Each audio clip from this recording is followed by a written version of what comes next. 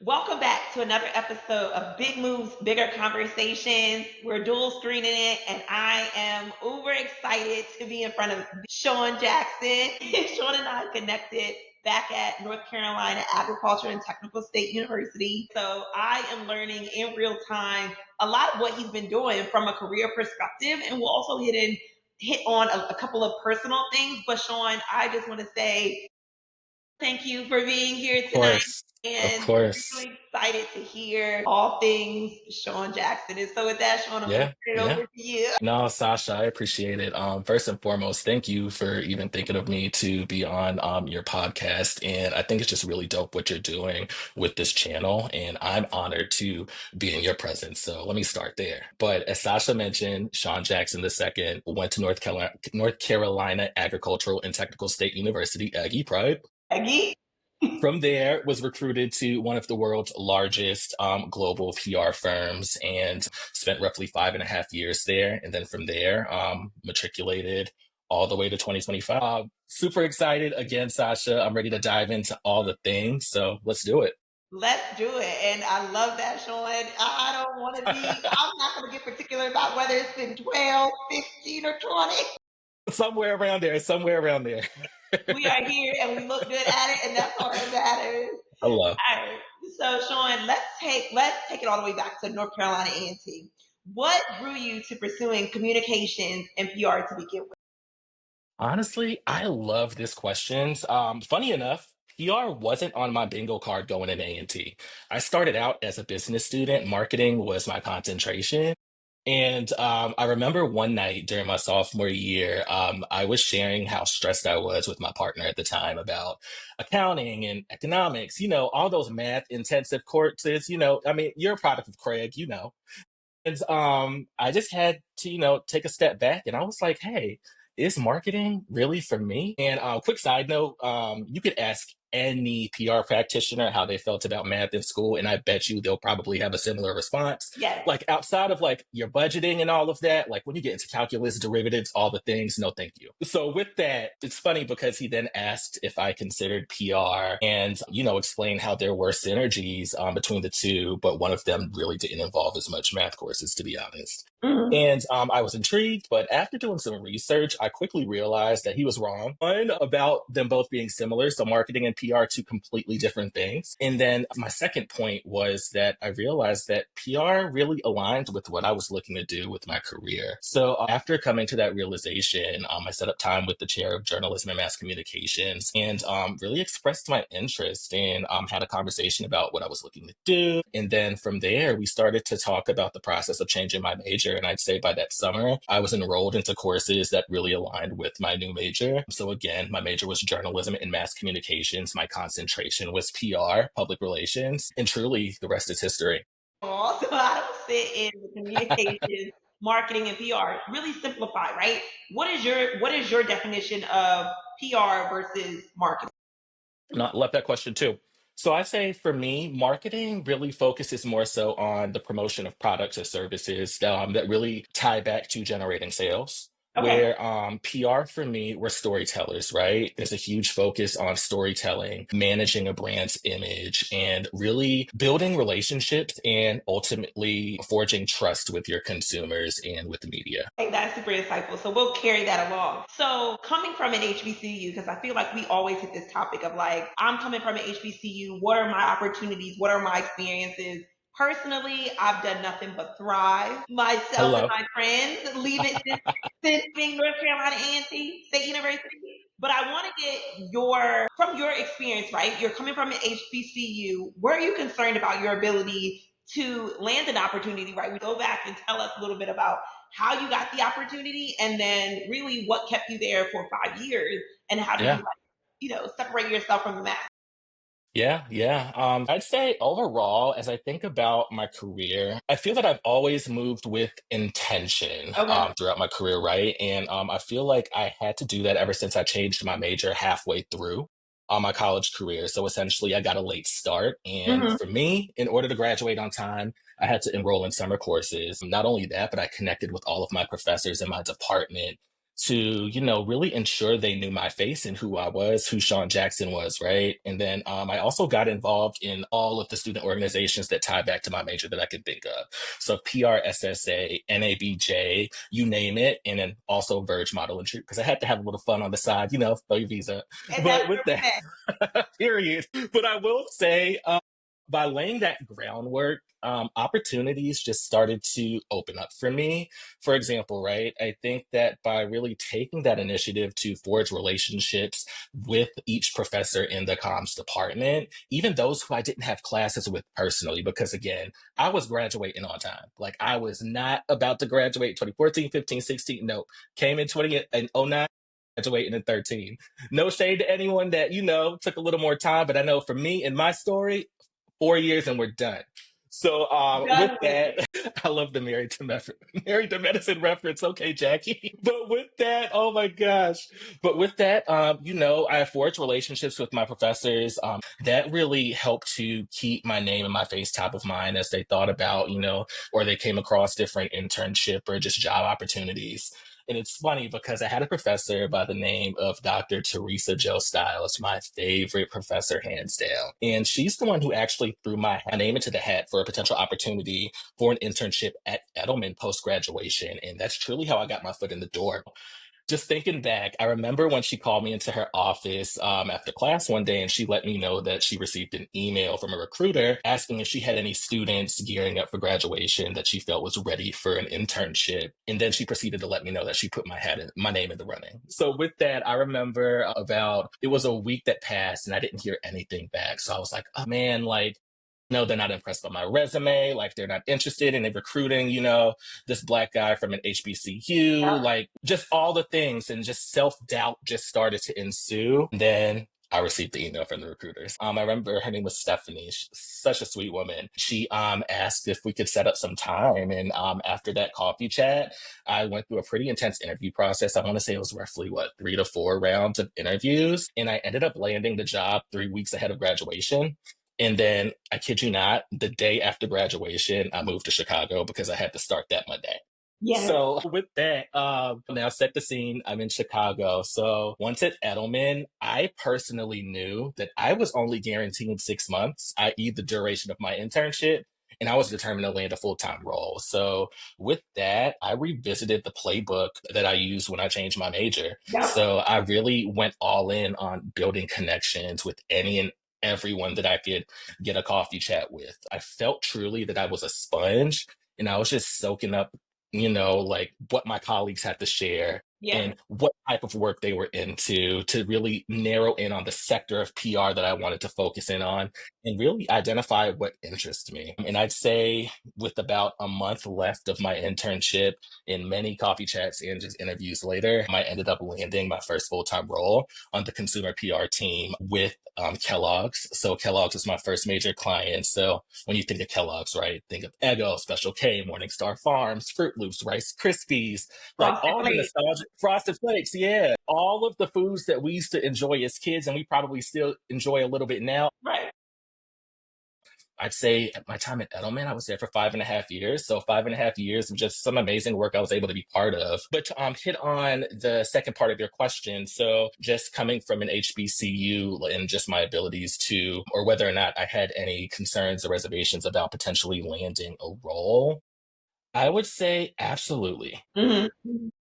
I'd say growing up, right, you're taught that you must work twice as hard to get the same opportunities as your colleagues that may not look like you, they may not sound like you, they may not be where you're from. And I do feel that's 100% correct. That's a Yep. thousand percent correct. Yep. And that's not going to change anytime soon. I mean, we saw that in the last presidential election, right? However, in my experience, I did find some solace in knowing that I knew going to A&T, my professors did a really good job at building my confidence. So I knew that I was equipped with the tools and the experiences to stand with the best of them. Yep. So that's where I pulled from, wherever I had started to feel like that self-doubt and that self-sabotage. Love that. And Sean, I want to make sure that we hit on some really good or revisit some of the points that you hit on because they're not just lessons. Yes, there are lessons that you learned at A&T, but I think that if you carry those lessons around building a network, around making sure you're a sponge, reiterating that confidence that you got from A&T. Like all of those things, I'm sure have helped you in your trajectory. One of the things that I think is so interesting is even as you've highlighted in this interview about your confidence or the confidence that the faculty at A&T sort of instilled in you, that has been a consistent messaging in all of my interviews. I mean, they've I all love been that. A&T graduates, but I just think when people talk about the conversation around the limitations that sometimes are put in our head around HBCUs, not so much now because HBCUs have just become the thing, but we were doing the thing before it became a thing. And so, Yep. Yep. and so I just appreciate the number of times I hear when I was on campus and my teachers were pouring into me, I knew they were pouring into me because they believed in me. Because they said, this is the person that I trust can go through that door, open those doors, run through them, and Yeah. anybody I believe is coming after them will do just as good. And so Yeah. Yeah. I love that. Again, I want to go back to when you were at Edelman, excuse me. Yeah. So Yeah. you've had a really impressive like resume, right? Like we always hear sometimes your first opportunity is what helps set the foundation. And so you were at Edelman and then MSL. Yep. So I was at MSL at Edelman for my first, 5.5 years. Yep. Started in the Edelman Chicago office. Then was initially going to move down to Atlanta, but I feel like the man above said, yeah, no, you're not ready for Atlanta Not yet. yet. So I ended up moving to New York and on the TJX team. Well, I supported the TJX team, so TJ Maxx, Marshalls, and Home Goods. So I spent roughly a year and a half at the Edelman New York office, and then ultimately decided it was time for me to get some other experience. So that's when I went to MSL and I started out in the MSL New York office for 2018 through 2020. And then the pandemic hit. And then I was ready to come down to Atlanta. So I moved once everything was shut down and then ended up working remote for a bit.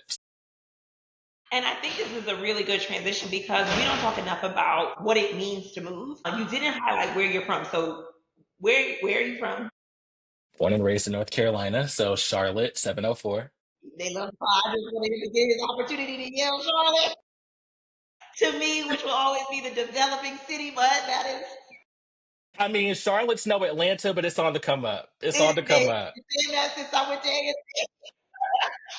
Okay, so you started in Charlotte and your willingness to move to Chicago. Can you talk about any of like what did that mean ultimately for your trajectory? In terms of just moving in general, or Moving from your home location because it is such a big thing. Like I yeah, feel like yeah, people are sometimes, well, not sometimes, oftentimes people are hesitant about moving, and you didn't just move, a couple of hours. You yeah, switched to the Midwest. So like, what did that yeah. look like for you?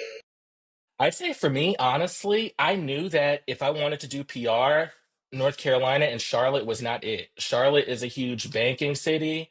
North Carolina, I feel, is a big banking-ish state. It's not, I knew I'd have to be in one of the more major cities, right? So think like Chicago, New York, even Atlanta, LA. LA just felt a little too far for me because I am a family man at heart. I love being near my family. Chicago was honestly pushing the envelope. But I will say too, even moving to Chicago, like I wouldn't have been able to do it if it wasn't for my grandparents. So my grandparents are the ones that truly like instilled education. Growing up, like my grandmother, as soon as I was born, she retired from her job like the next month and moved up to the States. My family's from the Virgin Islands to help my parents raise me so I wouldn't have to go to daycare. So like ever since from a young age, she would always read to me. She'd instill the importance of education. Like I'm the first college graduate in my family. So I knew with that, like if I had to move to Chicago, then I had to move to Chicago because I had to make something shake, not only for myself, but I had something to prove to my family. Like I didn't want my grandparents to, or my parents, they made so many sacrifices for me and I didn't have anything to show for it.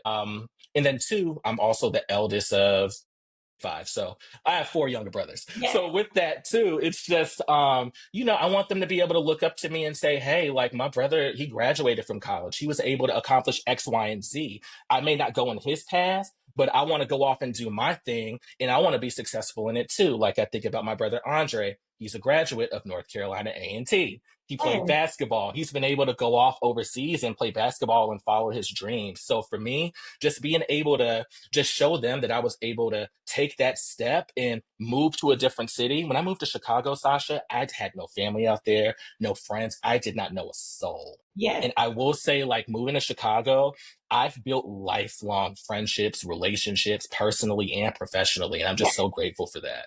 I Yes. feel like I would not be who I am today, professionally and personally, if it wasn't for me taking that step to move to Chicago. I think people underestimate what it means to transition or move because Yeah.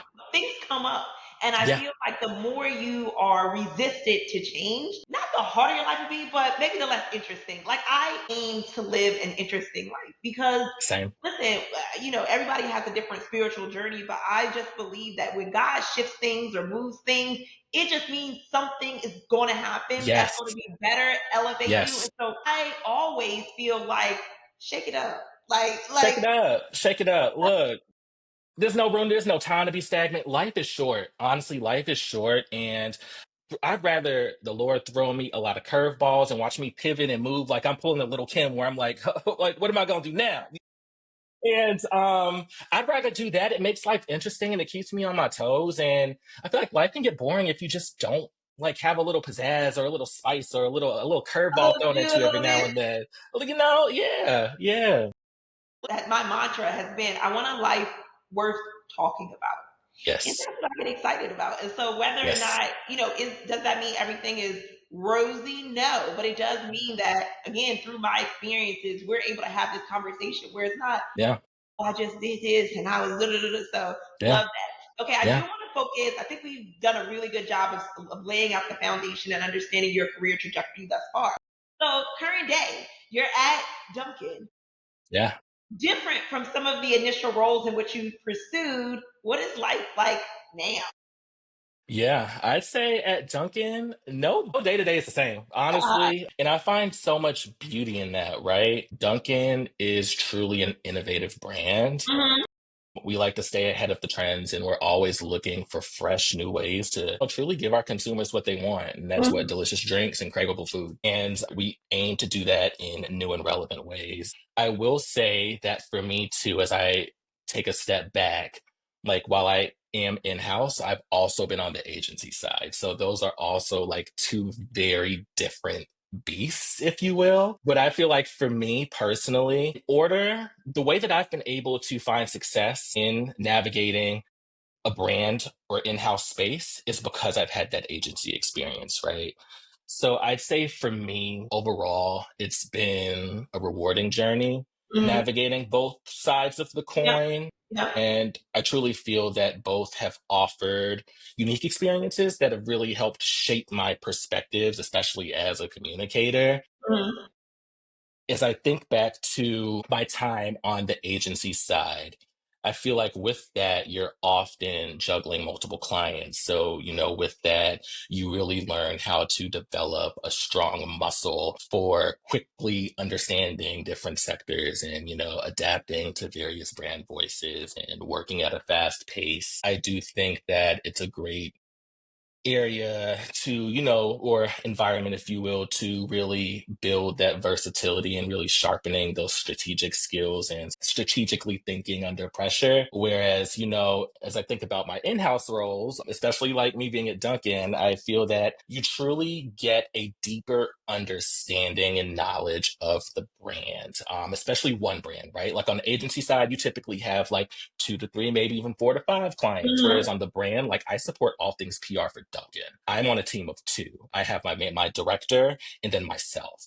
Yeah. So with that, I feel like again, like you're really living and you're breathing the business every day, and you really get that front row seat Yeah. into the internal dynamics and the Yeah. politics and the long term planning and cross functional collaboration is key. Yeah. And with that too, again, like I just feel like you just become more intimately involved with that brand, and you're able to help shape the strategy and really shape the overall comms. And you just have like a broader understanding of the business, and you Yeah. have that outward lens versus being so like laser focused on one thing.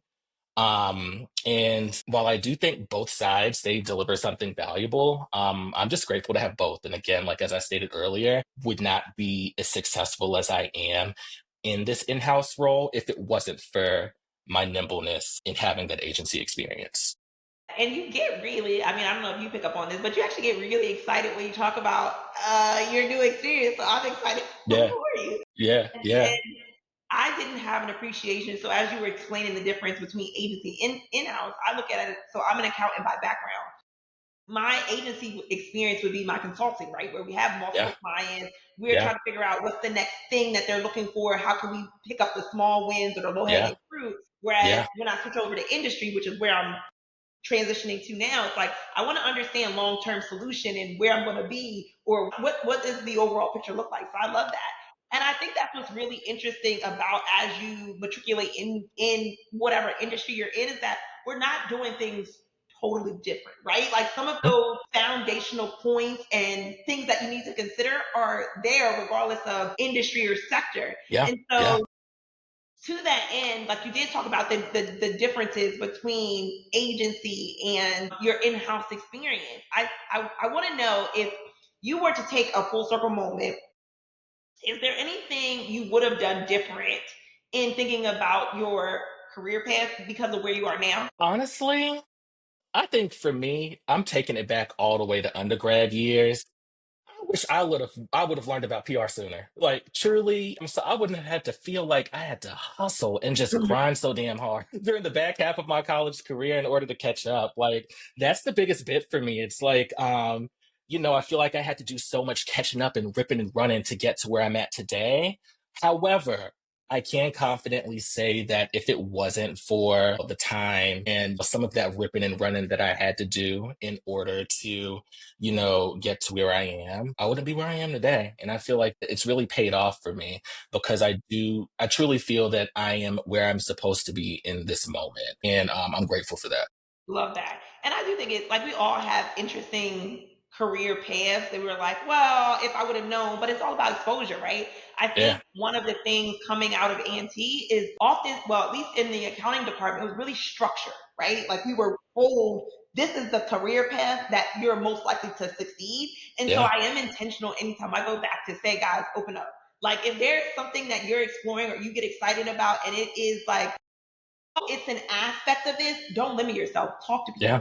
Ask Yeah. people, hey, I Yeah. really like the fact that you work a lot with clients. I know it's not the traditional career path, but how did you get there? And what would you have done different? Like, people don't know how much other people like to share their experiences. So if it's nothing else that you guys take away from even today's episode, like all other episodes, you gotta be willing to talk and ask Yeah. people, Yeah. what is your experience? Because you'll learn so much just from them navigating that. Yep. I've never had someone tell me like, no, Sasha, I don't want to share with you. Could you imagine? Like, okay. Like you don't know what you're missing out on. So My gosh. we talked a lot about, you just being in PR, but now Yeah. I'm going to focus on what has it been like operating or navigating these spaces as a man? Honestly, it's been an interesting dance, right? I feel like I've worked with some pretty senior leaders Mhm. and just like colleagues that, I have a handful, like a very small handful that look like me, unfortunately. Yeah. And then a lot of folks that don't look like me. And that's the majority. And I'd say for me, my experience has been to just trust in myself and remember that I am enough and I do add value and I am deserving. And if I could go back to younger Sean, I would share those things with him. Like Sean, like in college, like freshly out of college, 2013, it's like you will encounter people that they see your potential and they see what you bring to the table and they'll do whatever they can to bring you down because of how you look or how you talk or what have you, what your sexual orientation is, like what have you. there are going to be people who don't look like you, who see you as a threat, and they're going to do everything in their power to bring you down. But just remember that you are in this space for a reason. Like, again, you are enough. You add value. You have something to say, and stand in that, and don't be afraid to share your opinion. And I will say that I spent the earlier part of my career a little timid, a little intimidated by that, because again, I'm coming from an HBCU where I'm the majority. Like it's so funny to think about sometimes where, at A&T, I feel like they often, share things with us as they prepped us to go out into the real world and into the job force.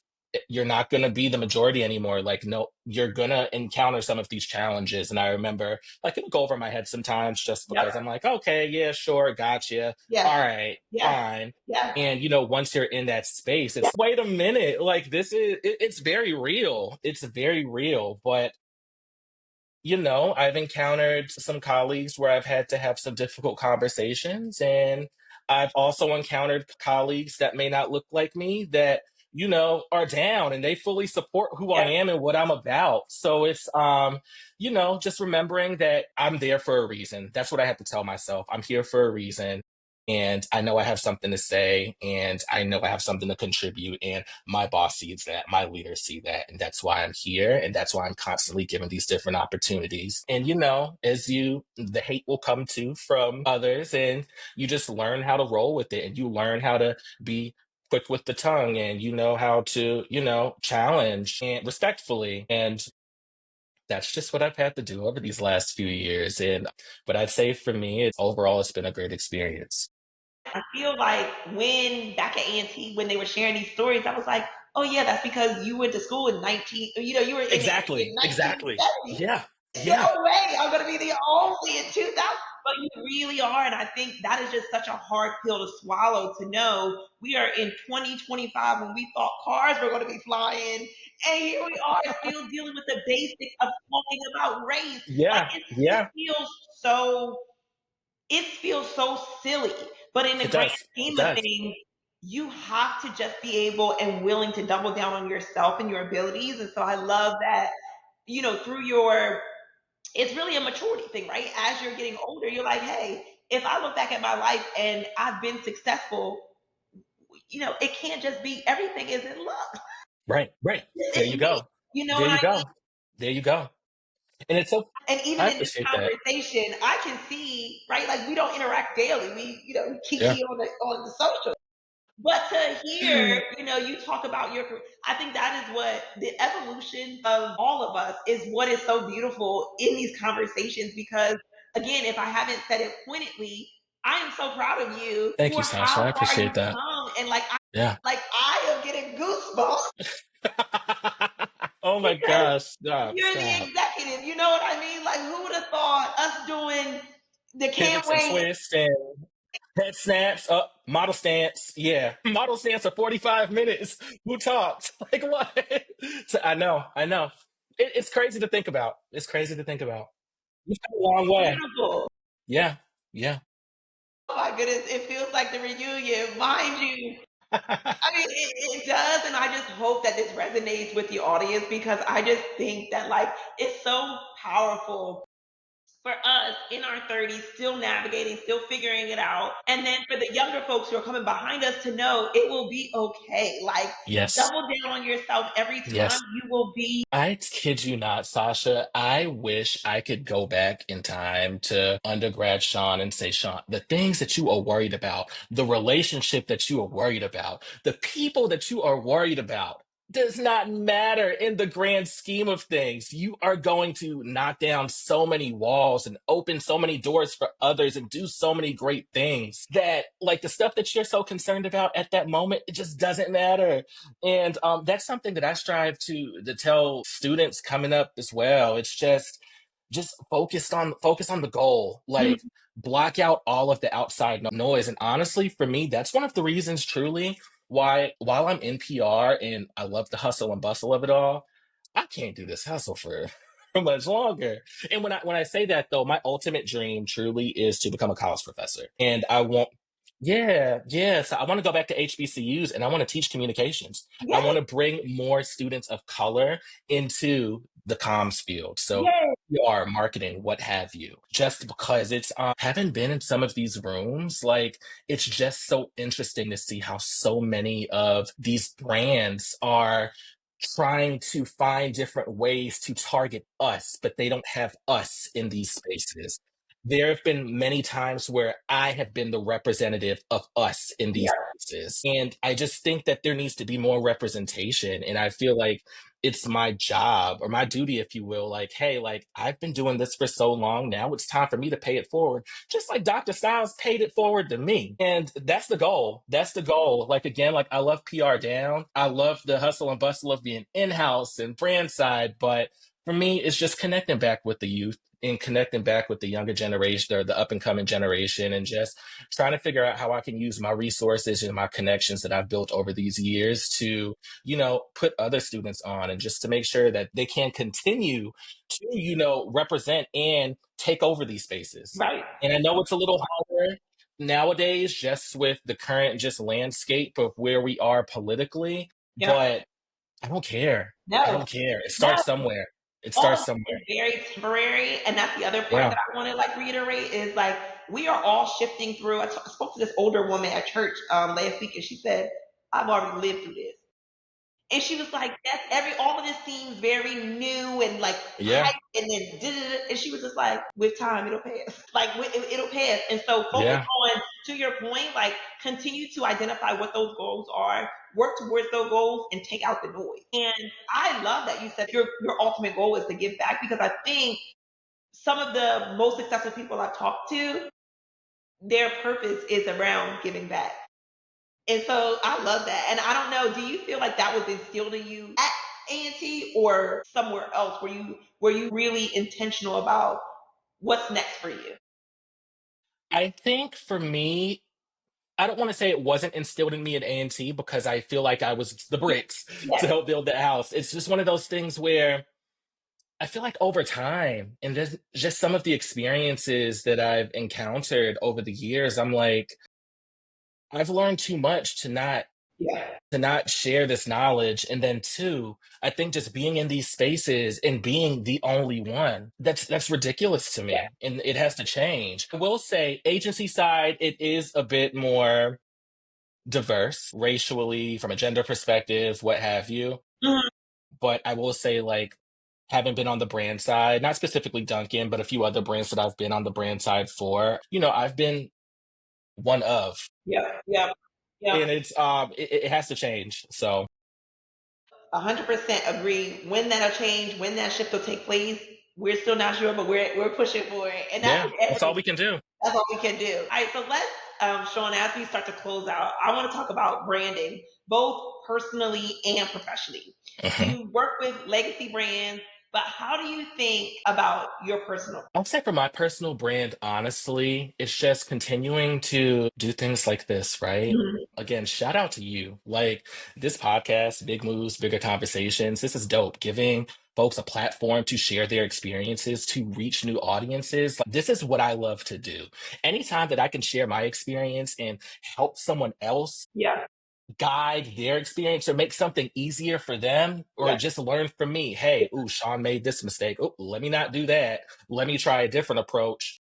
That's what I'm meant to do. That's what I'm meant to do. And as I think about just like my own personal brand, finding opportunities like this just to continue to share my story. Mhm. That's my major thing on top of like some of like the PR like blades and things that I just want to like tick the box off of. Like Mhm. that's separate. But I think overall goal, what's most important is sharing my story. And any way that I'm able to do that, that's what I want to do. And I mean, just so we're clear, there are some achievements here, right? Best content at the PR Week USA Awards. Bronze Lion in Creative Strategy 2024. Best Influencer Marketing to Expand Awareness 2024. So I have the resume. What did he I say? mean, What did he say? you got the receipts. I can show you the receipts. Well, right. That's Say, word to Mariah, huh? I have the receipt. Receipts, baby girl. I got the receipts. One thing about Sean and I, we love a real housewives. Yes, yes. No, I appreciate you bringing that up. Yeah, so I am grateful that some of the work that I've been able to do has been deemed best in class just in my NPR. So that's been pretty cool too. So I appreciate you bringing that up. I tend Of to forget course, about that sometimes. the resume is impressive. And so we are wrapping up, but I want to give you an opportunity, Sean. We've talked about the beginning of your career path. We talked about where you are now. We even talked a little bit about your future opportunities or where you Yeah. ultimately want to land. Is there anything else you want to share, provide perspective on, or just hit on before we close out today's episode? Yeah, I'd say for me, for anyone watching, stay the course. Stay the course. If you're doing something that you love and you're not seeing the results that you want, just continue to push forward. Continue to find new ways to get a different result, but just continue onward. Like things will work out for you. I'd say, as I just think about my career overall, I'm very grateful.